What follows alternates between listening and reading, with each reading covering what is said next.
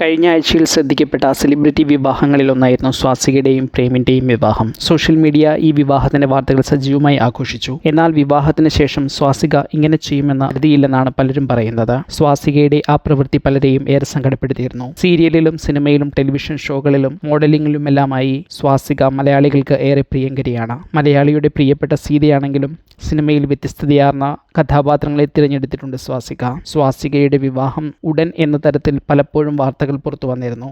എന്നാൽ യഥാർത്ഥ വിവാഹ വാർത്ത വളരെ പെട്ടെന്നാണ് പുറം ലോകം അറിഞ്ഞത്. സ്വാസികയുടെ വിവാഹ വാർത്ത പുറത്തു വന്ന് ഏറെ കഴിയുന്നതിന് മുൻപ് തന്നെ ഇരുവരുടെയും വിവാഹം നടക്കുകയും ചെയ്തു. വിവാഹ ദിവസം എന്ന തരത്തിൽ അറിയിച്ച ദിവസത്തേക്കാൾ നേരത്തെ വിവാഹം നടന്നതും പലരെയും അതിശയിപ്പിച്ചു.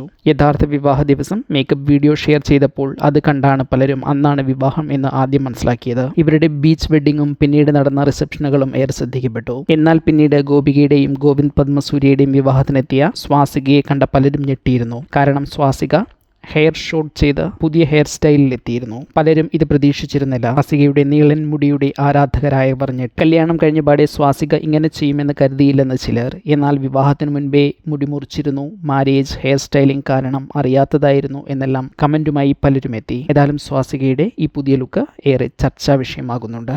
ഈ ചാനൽ സബ്സ്ക്രൈബ് ചെയ്യുക. ഒപ്പമുള്ള ബെല്ലൈക്കൺ അമർത്തി ഓൾ എന്ന ഓപ്ഷൻ തിരഞ്ഞെടുക്കുക. അഭിപ്രായങ്ങൾ കമന്റായി രേഖപ്പെടുത്തുക. വീഡിയോ ഷെയർ ചെയ്യുന്നത് പരിഗണിക്കുക.